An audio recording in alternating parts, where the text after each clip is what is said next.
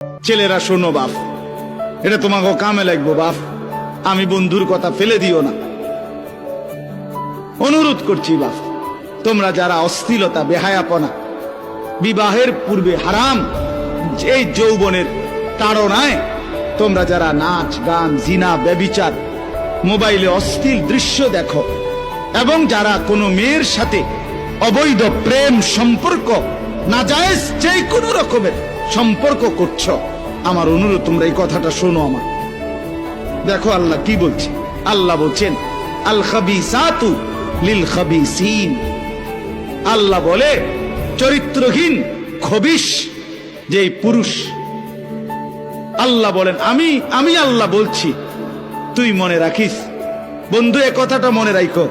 এক ক্ষণিকের বন্ধু দুনিয়াতে সঙ্গী দুই রকমের, কিছু তো ক্ষণিকের সঙ্গী, স্কুলের ক্লাসমেট, এই স্কুল বদলায় এলে এরা নাই, কথা বলে না, কলেজ বদলায় এলে এরা নাই, কর্মস্থল বদলায় ফেললে এরা নাই।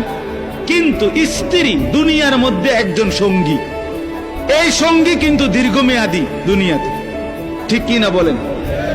স্ত্রী একদিনের, স্কুল বদলায় এলে স্ত্রী বদলে যায় না, স্ত্রী বিবি দুনিয়ার মধ্যে দীর্ঘমেয়াদী সঙ্গী, মৃত্যু পর্যন্ত সঙ্গিনী।